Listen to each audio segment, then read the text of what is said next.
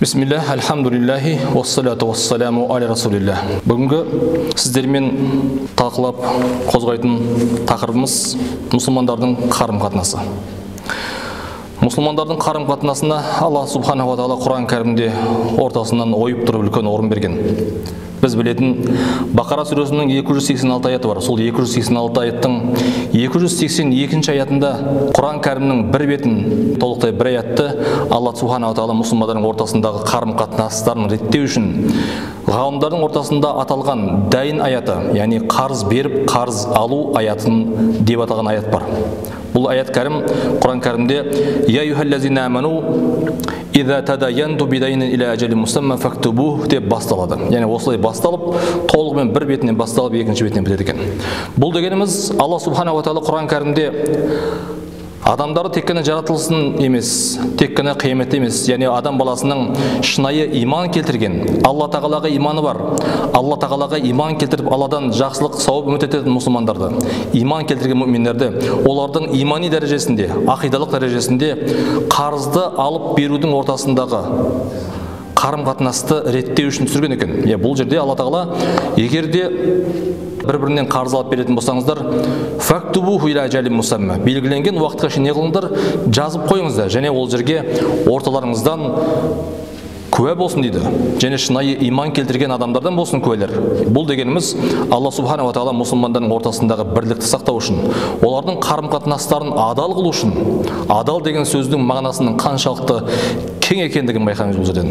Алла субханаху ва тағала адамдардың бұл дүниелік өмірін шынайы ол дүниемен байланыстыру үшін келген Құран кітап екендігін анықтап бізге айтып береді. Сол үшін Алла субханаху ва тағаланың қаншалықты дінінің кең екендігін, дінінің біз білген жерінің бар, біз білмеген қанша орындарының бар екендігін біз біліп өтеміз.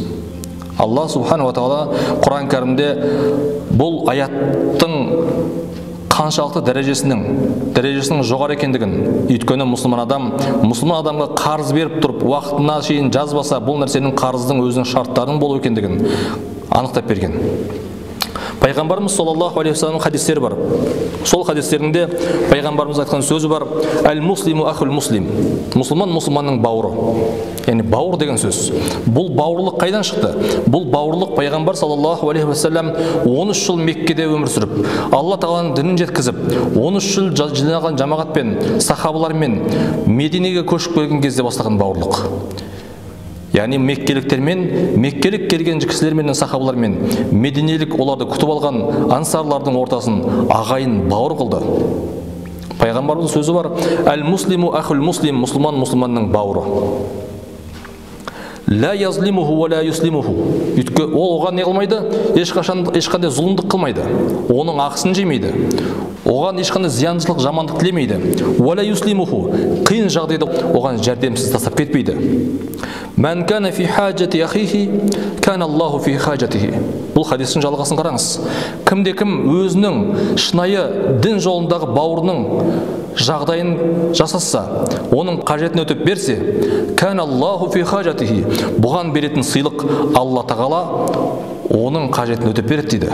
Әрбір адамның өзінің басына берілген бір проблемасы бар. Сол проблеманы шешудегі ең бір жақсы жолы өзіңнің бауырыңның жағдайына қарайласуың.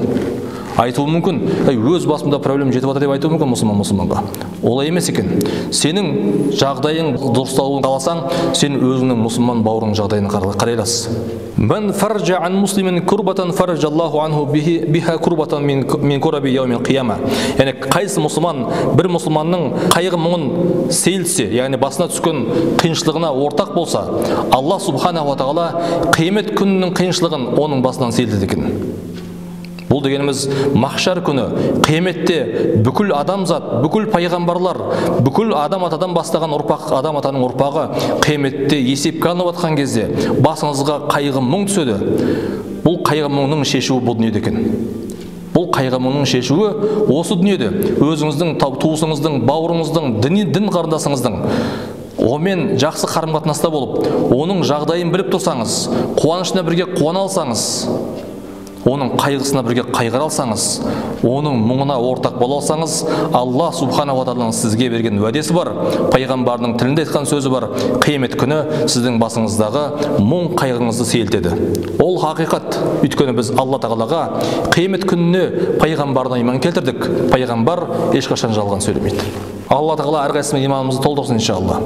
Алла субханала ва тағала елімізге тыныштығын берсін, жұртымызға амандығын берсін, дінімізге саулығын берсін, басымызға түскен Алла тағаланың сынағын Алла тағала жеңілдігін берсін, соңын ақырын қайырлы қылсын иншалла. Өткендерімізге иман берсін, тірілерімізге Алла тағала хидаят берсін. Ва ахиру дa'вана анил хамдулиллахи rabbil alamin. Амин.